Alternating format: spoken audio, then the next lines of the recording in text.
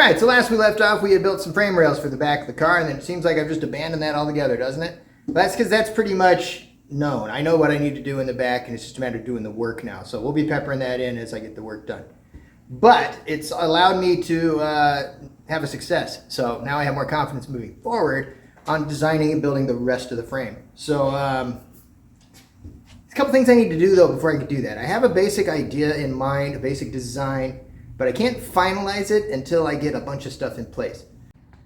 Okay, so before I can really figure out where I want to bring out my frame rails and how high or how wide and all that good stuff, I need a few things, which is everything.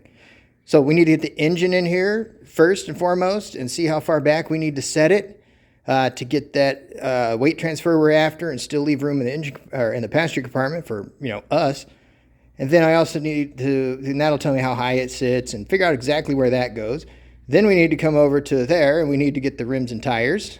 And we need to hook up all that suspension stuff we got so we can make sure that will live where it needs to live without interfering with the engine. I can't really do any of that until I have the headers built and on the engine so that I know where those are going to land. And to do that, I need to put the starter in the engine, which means it has to have the transmission on it because it bolts to the transmission in this case.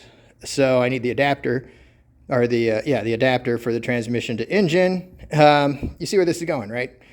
So a lot of stuff I need to know the location of before I can determine where my frame rails need to be placed. So yeah, we need all that stuff before I can actually mock this thing up. So as you've seen, we've already got a few parts in. We got our spindles, those are out of the 203 Mustang. And then as you've seen over these last 3 videos we've dropped, I've got struts, coilover adapters, and camber caster kit to attach to those spindles. All we have left now is to come up with a lower control arm and steering. All right, so let's take a look at the steering now that we're out here. This is where we're going to save a whole lot of weight and really clean up the responsiveness and under the hood, because let's have a look at this stuff. For starters, everything here is steel or cast iron.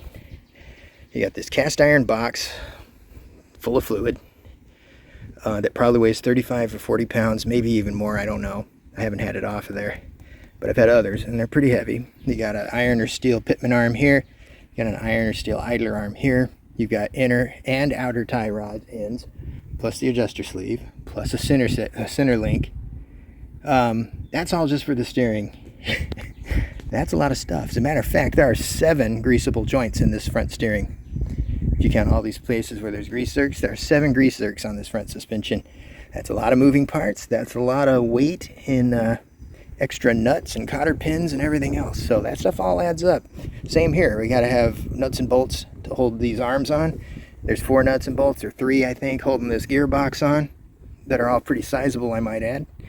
So all that extra hardware really adds up. So weight wise, there's a lot of weight on the front of this thing that I wouldn't mind getting rid of, and I wouldn't mind cleaning that up. There's a lot of attachment points I got to worry about being perfectly aligned. So as you can see, that stuff's big, it's bulky, it's heavy, it's clumsy, takes up a lot of space, requires a lot of geometry.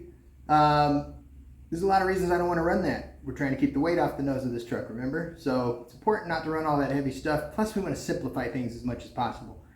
And the biggest reason though, that stuff doesn't look like race car stuff. We're building Pro Street. The idea is it's like a street legal pro stock car that we would have built back in like 1989. So that being said, we got to come up with something a little trickier that was available at the time, but you know, something that makes it stand out, cleans up that engine compartment a whole bunch, cleans up what we got to deal with in the frame, gives us less geometry, all that. And the answer is a steering rack. Right here.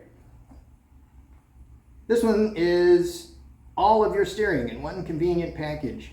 These 2 round areas get bushings in them and only 2 bolts to hold this whole rack on.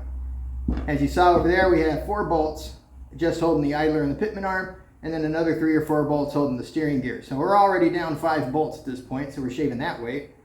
This weighs almost nothing. I would bet that just the tie rods and adjusters and the center link probably weigh about the same as this whole thing. This is mostly aluminum. That helps. But the nice thing is this is also a very compact package. Like I said, all I got to come up with is 2 bolt holes in a proper location to have this wherever I want it to sit at whatever angle I'm going for. And then all I got to do is attach this to a steering column and we're ready to start steering.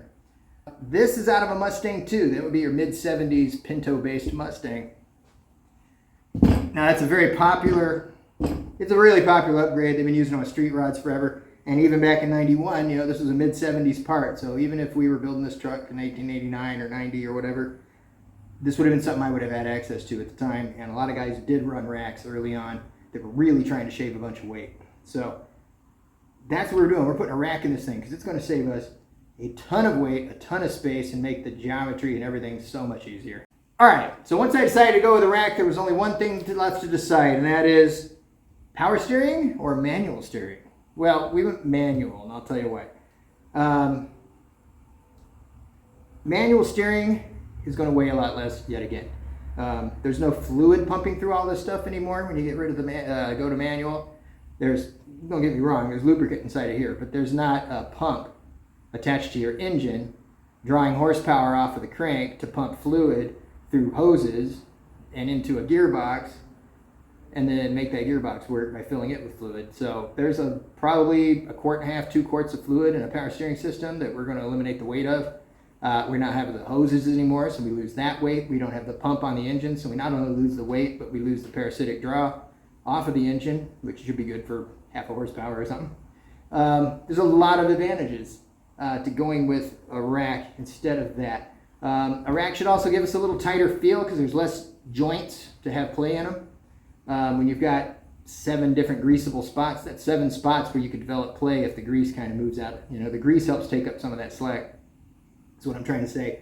If you got 7 joints that can get a little slop in them, you start losing your performance feel, you know. So yeah, this is going to be a really good upgrade. It's going to look good. It's going to look clean. It's going to stay out of the way of the engine. It's going to make it a lot easier. This needs no support on the frame forward of where this mounts. Meaning like for the idler arm and the pitman arm, as we saw earlier, that's attached to the frame up, you know, by the radiator. Way up under there, actually, under the radiator. So I don't have to worry about those attachment points anymore. So between all the hardware, the nuts, the bolts, all the cast iron pieces and everything else we're losing, I bet it's safe to say this exact steering rack, manual steering rack, probably weighs, I wouldn't be surprised if we shaved 40, 50 pounds off the front switching to this. Not to mention the responsiveness and everything else and cleanliness. This is Pro Street, which means it needs to look good. Almost more important than performing well. So there you go.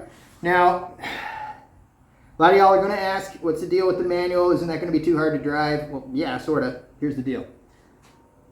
Manual steering doesn't help you, right? So if you're cruising around a parking lot, you're trying to back into a parking spot at a car show, something like that, you got a little tiny steering wheel, that makes it worse.